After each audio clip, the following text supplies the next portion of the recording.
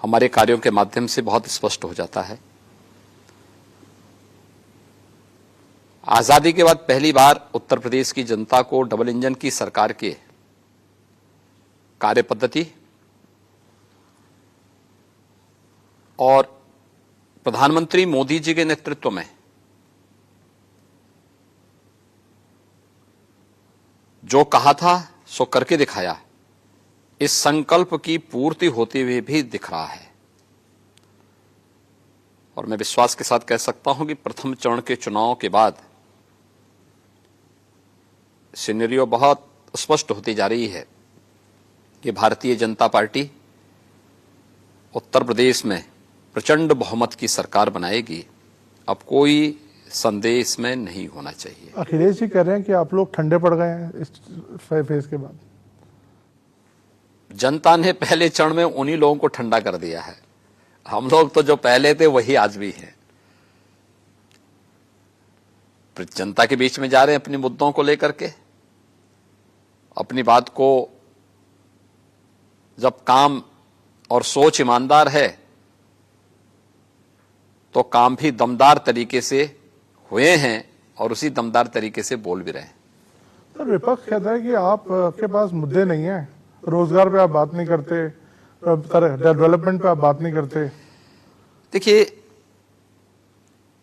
Bharatiya Janata party ने चुनाव के लिए अपना लोक कल्याण संकल्प पत्र जारी कर दिया है। लोक कल्याण संकल्प पत्र राष्ट्रवाद को लेकर, प्रदेश के समग्र विकास को लेकर, गरीब कल्याण को लेकर के पूरी ईमानदारी के साथ लागू हुआ है, लागू होगा। प्रधानमंत्री मोदी जी ने देश के अंदर भारत की राजनीति के एजेंडे को बदला है। पहले जाति, मत, मजहब, परिवार के इर्द गिर्द बनी भारत की राजनीतिक व्यवस्था आज विकास पर, सुशासन पर, गांवों के लिए, गरीब के लिए, किसान के लिए, नौजवान के लिए, महिलाओं के लिए, इन सभी मुद्दों पर चर्चा का विषय बना हुआ है। और प्रधानमंत्री मोदी जी के जी विजन के अनुरूप उत्तर प्रदेश में कार्य भी हुआ है। और अगले टेन्योर के लिए जो संकल्प पत्र हमने जारी किया है, संकल्प का विकल्प नहीं होता। ये भारतीय जनता पार्टी की जनता के प्रति प्रतिबद्धता को दर्शाता है। और भारतीय जनता पार्टी ने अपने संकल्प पत्र को विकास से जुड़ा हुआ, आस्था के सम्मान से जुड़ा हुआ, गरीब कल्याण से जोड़ करके वह भी जारी किया है। हमने किया है और हम कर रहे हैं। सर, तो फिर ये मुद्दे कहां से आते हैं कि अली के साथ हैं, बजरंग बली के साथ हैं, 80 के वर्सेस 20? ये क्रिया की प्रतिक्रिया है। अगर कोई व्यक्ति, भाई मैंने तो 80-20 की बात की थी। मैंने कहा 80% बीजेपी के साथ होगा, 20% हमेशा विरोध करता है, विरोध करेगा। हमने जाति, मत, मजहब की बात नहीं की थी। हमने तो 80 बनाम 20 की बात की थी। 80 वे लोग जो सरकार के सुरक्षा के एजेंडे से खुश हैं, 80 वे लोग जो सरकार के लोक कल्याणकारी और गरीब कल्याणकारी कार्यों से खुश हैं, जिन्हें विकास पसंद है, जिन्हें राज्य सरकार के द्वारा पारदर्शी तरीके से ईमानदार भर्ती की प्रक्रिया के माध्यम से अपने कार्यक्रमों को आगे बढ़ाने का अवसर प्राप्त हुआ है। उन लोगों को, जिन लोगों के जीवन में व्यापक परिवर्तन लाने का काम हुआ है और जो लोग प्रदेश सरकार के हर अच्छे कार्य को हमेशा समर्थन करते हैं, 80% वे लोग होंगे। 20% वे लोग जिनको हमेशा विरोध करना है, वे पहले भी विरोध करते थे, आज भी विरोध करेंगे। नकारात्मक सोच है, वे पेशेवर माफिया और अपराधियों के समर्थक हैं, वही रहेंगे। तो ये चुनाव तो 80 बनाम 20 का है। लेकिन मैं कह सकता हूं कि पहले चरण के मतदान के बाद स्पष्ट हो चुका है कि वास्तव में चुनाव 80 बनाम 20 का ही है। 80% से अधिक समर्थन भारतीय जनता पार्टी को प्राप्त हुआ है और 20% जिसको विरोध करना था, जो वैक्सीन का विरोध करता है, अपराधियों के खिलाफ कार्रवाई का विरोध करता है, महिला सुरक्षा का विरोध करता है, गरीबों को दी जाने वाली अन्य योजना का विरोध करता है, एक जनपद एक उत्पाद की योजना का विरोध करता है, एक जनपद एक मेडिकल कॉलेज का विरोध करता है, एक्सप्रेस हाईवेज का विरोध करता है, वो हमेशा विरोध करते थे, विरोध करेंगे। सर, आपका आज एक ट्वीट मैंने देखा अभी आने से पहले, एक गजवाए हिंद का सपना देखने वाले तालिबानी सोच के मजहबी उन्मादी की गांठ लें कि वो भारत में शरिया नहीं चलेगा, संविधान चलेगा। ये आज ट्वीट करने का मतलब और इसका मतलब नहीं है, ये इसका मतलब है जो लोग सपना देख रहे हैं गजवाई हिंद का, मैं बहुत स्पष्टता के साथ कह सकता हूं, ये नया भारत है। ये दुनिया के सबसे लोकप्रिय नेता से नरेंद्र मोदी जी के नेतृत्व का भारत है। इस नए भारत में विकास सबका, लेकिन तुष्टीकरण किसी का नहीं। सबका साथ, सबके विकास की भावना के साथ सरकार कार्य कर रही है। सबका विश्वास और सबके प्रयास को लेकर के सरकार चल रही है। ये नया भारत संविधान के अनुरूप चलेगा, शरीयत के अनुरूप नहीं। और मैं इस बात को भी स्पष्टता के साथ कह सकता हूं, गजवाए हिंद का सपना कयामत के दिन तक भी साकार नहीं होगा। सर, हमने देखा एक हिजाब को लेकर कंट्रोवर्सी चल रही है, उस पर आपका कोई व्यू है कि हिजाब? देखिए, मेरा तो बहुत स्पष्ट मानना है, भारत की व्यवस्था संविधान के अनुरूप चलनी चाहिए। हमारी व्यक्तिगत आस्था, हमारे व्यक्तिगत स्वयं के अधिकार या हमारी स्वयं की पसंद नापसंद हम देश के ऊपर लागू नहीं कर सकते, संस्थाओं के ऊपर लागू नहीं कर सकते। ये नहीं लागू कर सकते हैं। क्या मैं उत्तर प्रदेश के अंदर सभी कर्मचारियों को या सभी लोगों को ये बोल सकता हूं कि आप भी भगवा धारण करें? ये उनका विषय है, जो उनको धारण करना करें, लेकिन ड्रेस कोड स्कूलों में लागू होना चाहिए। स्कूल का विषय है, स्कूल के अनुशासन का विषय है। आर्मी में कोई ये कहेगा कि हम लोग जो है अपने अनुसार चलेंगे, फोर्स में कोई इस प्रकार की बात करेगा? कहां अनुशासन रह पाएगा? व्यक्तिगत आस्था आपकी अपनी जगह होगी, लेकिन जब संस्थाओं की बात होगी तो संस्था के नियम कानून को हमें मानना होगा। देश की व्यवस्था होगी, देश के संविधान को मानना होगा। लेकिन ओवैसी साहब जो यहाँ पे बड़ी जोर शोर से कैंपेन कर रहे हैं, वो तो यहाँ पे वो कह रहे हैं कि जो हिजाब है फंडामेंटल राइट है और एक दिन एक बेटी जरूर प्रधानमंत्री बनेगी जो हिजाब पहनी होगी। देखिए, उसी बेटी को तो स्वतंत्र कराने के लिए, उसी बेटी को तो अधिकार देने के लिए प्रधानमंत्री मोदी जी ने 3 तलाक की कुप्रथा को हमेशा के लिए रोका है। उसी बेटी को न्याय दिलाने के लिए, सम्मान दिलाने के लिए और स्वावलंबन के मार्ग पर अग्रसर करने के लिए ये फैसले लिए जा रहे हैं। और उसी बेटी के सम्मान को लेकर के हम लोग इस बात को कहते हैं कि शरीयत के अनुसार व्यवस्था नहीं चलेगी, संविधान के अनुरूप चलेगी। जब संविधान के अनुरूप व्यवस्था चलेगी, हर बेटी को सुरक्षा, हर बेटी का सम्मान और हर बेटी के स्वावलंबन का कार्य होगा। सर, आपने कहा कि आपको लगता है कि बीजेपी के समर्थन में बहुत लोग आ रहे हैं। आपको लगता है महिलाएं भी बीजेपी का खुल के समर्थन कर रही हैं? आपने वुमेन सेफ्टी को भी एक इशू बनाया है। पहले चरण में बनाया नहीं, हमने करके दिखाया है। देखिए, बहुत फर्क साफ है, फर्क साफ है। समाजवादी पार्टी की सरकार आई थी 2012 में। पहला काम क्या किया था?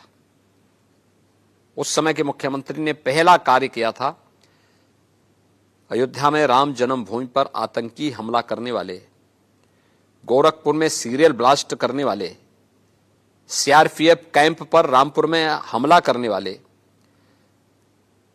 कचहरियों पर, वाराणसी, अयोध्या और लखनऊ की कचहरियों पर हमला करने वाले उन आतंकियों के मुकदमों को वापस लेने की उन्होंने शरारत की थी। हम धन्यवाद देंगे, उस समय की उच्च न्यायालय इलाहाबाद ने उसको रोका था,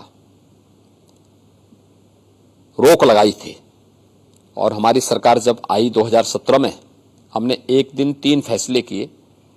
पहला, बेटियों की सुरक्षा के लिए एंटी रोमियो स्क्वाड का हर थाने में गठन होना। हमारी सरकार का उसी के साथ फैसला था 86 लाख किसानों का 36,000 करोड़ रुपए के कर्ज माफी का कार्यक्रम। हमारी सरकार का तीसरा फैसला था अवैध बूचड़खानों को बंद करना। ये 3 कार्य हमने एक दिन में निर्णय लेकर के पूरे प्रदेश के अंदर लागू किए थे। समाजवादी पार्टी की सोच क्या थी? तो ये फर्क साफ है। हम बेटियों की सुरक्षा को लेकर के एंटी रोमियो स्क्वाड से लेकर के आज मिशन शक्ति के 3rd फेज तक, यूपी पुलिस में 1947 से 2017 तक जितने महिला पुलिस कार्मिक थे, इन 5 वर्षों में उससे 3 गुना ज्यादा आज के दिन पे कार्यरत हैं। आज हम लोग प्रदेश के सभी 58,000 ग्राम पंचायतों में महिला बीट पुलिस अधिकारी की तैनाती कर चुके हैं। वे वहां पे सुरक्षा पे चर्चा करती है, गांव की महिलाओं को केंद्र और राज्य सरकार से जुड़ी हुई महिला कल्याणकारी योजनाओं के साथ जोड़ने का काम भी करती है। तो स्वाभाविक रूप से महिला सुरक्षा, महिलाओं का सम्मान और उनका स्वावलंबन अत्यंत महत्वपूर्ण है।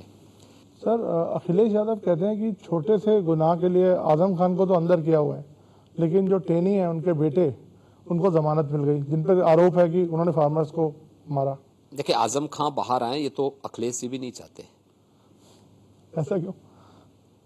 क्योंकि अखिलेश जी की कुर्सी खतरे में पड़ जाएगी। वे स्वयं ही नहीं चाहते, उनसे पूछो ना ईमानदारी से क्या है। दूसरा, अखिलेश जी से पूछा जाना चाहिए कि ये जो मामले हैं, आजम खान के मामले हों या अन्य लोगों के मामले हैं, ये सब न्यायालय से जुड़े हुए मामले हैं। इनका राज्य सरकार से आज के दिन पे कोई लेना देना नहीं। जमानत देने का काम माननीय न्यायालय का होता है, राज्य सरकार का नहीं होता है। राज्य सरकार से पूछा जाता है, राज्य सरकार उसका सही जवाब उनको दे देता है, जो सही तथ्य होते हैं उनके सामने अवगत कराता है। इसलिए उसको राज्य सरकार के साथ जोड़ना गलत है। तथ्यों को तोड़ मरोड़ करके प्रस्तुत करने वाली स्थिति है। सर, उनका ये भी कहना है विपक्ष का कि आपने सिर्फ आके फीता काटे हैं उन्हीं के प्रोजेक्ट्स पर। ये तो हर व्यक्ति जानता है कि जनता ने उनको इस लायक छोड़ा ही नहीं कि वे फीता काट सके। जनता जनार्दन की अपार कृपा उन पर थी कि उनको जैसी करनी वैसी भरनी का संदेश भी दिया है। लेकिन हाँ, कुछ तथ्य मैं जरूर रखना चाहता हूं। एक तथ्य सर्वविदित है, 1947 से लेकर के 2017 तक 70 वर्षों में उत्तर प्रदेश में 12 गवर्नमेंट मेडिकल कॉलेज बन पाए थे। 70 वर्षों में 12 और 5 वर्ष में हम इस समय 33 नए मेडिकल कॉलेज बना रहे हैं यूपी में, जिसमें 17 क्रियाशील हो चुके हैं, से 16 पर वर्तमान में कार्य चल रहा है। उत्तर प्रदेश एक जनपद एक मेडिकल कॉलेज के लक्ष्य को प्राप्त करने की ओर तेजी के साथ आगे बढ़ रहा है। 70 वर्षों में उत्तर प्रदेश के अंदर 1.5 एक्सप्रेसवे बना था। 5 वर्ष में हम 7 नए एक्सप्रेसवे पे काम कर रहे हैं। अखिलेश जी के कार्यकाल में गरीबों को मिलने वाली आवास योजना में एक भी गरीब को नहीं मिला, लेकिन 18,000 लोगों को उन्होंने सैंक्शन जरूर किए थे। 25 करोड़ की आबादी में, उस समय 22 करोड़ की आबादी रही होगी, 18,000 को सैंक्शन हुए थे, मिला एक को भी नहीं। आज भारतीय जनता पार्टी की डबल इंजन की सरकार प्रधानमंत्री मोदी जी के विजन को आगे बढ़ाते हुए 43,50,000 से अधिक गरीबों को एक एक आवास दिया जा चुका है। नेम्ड है, पूरी सूची है। उन गरीबों के घर में, उन गरीबों को सिर ढकने के लिए एक एक छत मिला है। प्रधानमंत्री जी जिसके लिए कहते हैं कि या गरीब जिसके पास अपना मकान नहीं था, कुछ भी नहीं था, या झोपड़ी थी, या टूटी फूटी खपड़ेल की छत थी, आज उनके पास पक्का मकान बन गया है। 43,50,000 से अधिक गरीब आज लखपति हुए हैं। प्रधानमंत्री स्वामित्व योजना के माध्यम से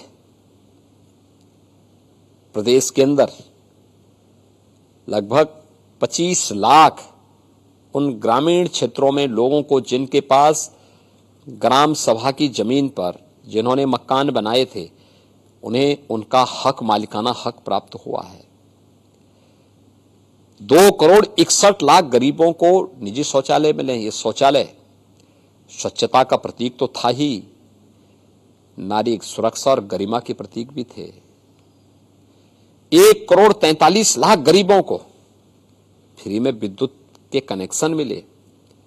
इसके लिए 1,21,000 से अधिक गांव और मजरों में विद्युतीकरण कराना पड़ा था। प्रधानमंत्री सौभाग्य योजना के कारण संभव हो पाया। 1,56,00,000 गरीबों को फ्री में प्रधानमंत्री उज्ज्वला योजना में रसोई गैस के कनेक्शन मिले। धुएं से उन्हें निजात मिली, ये प्रधानमंत्री मोदी जी के कारण। 9 करोड़ लोगों को हर वर्ष 5 लाख रुपए की सालाना स्वास्थ्य बीमा का कवर मिल रहा है। और कोरोना कालखंड में आपने देखा होगा, यूपी में इतनी बड़ी आबादी का प्रदेश, कब थर्ड वेव आई, कब चली गई, कोई पता ही नहीं लगने दिया। फ्री में टेस्ट, सर्वाधिक टेस्ट यूपी ने कराए हैं, देश के अंदर नंबर 1 है। फ्री में उपचार,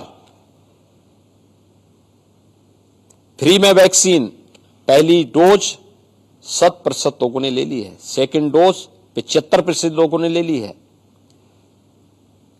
मैं जहां जाता हूं पूछता हूं वैक्सीन ली, लोग हाथ खड़ा करके बोलते हैं हमने ली। लोग आभार व्यक्त करते हैं प्रधानमंत्री मोदी जी का कि मोदी जी के कारण जान बची है। और मैं ही कहना चाहता हूं, जो लोग वैक्सीन का विरोध करते थे, दुष्प्रचार करते थे,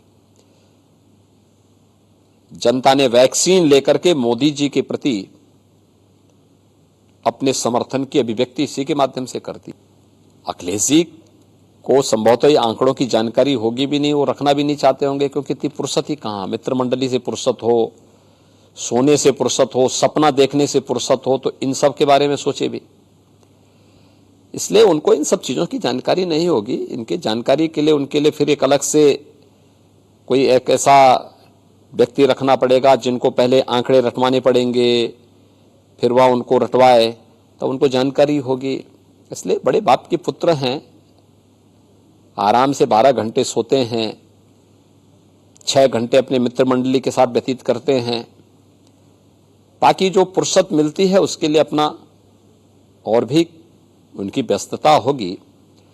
इसलिए उनको इन सब आंकड़ों से कोई जानकारी भी नहीं होगी, ना उनको इनकी जानकारी रखने की आवश्यकता ही है।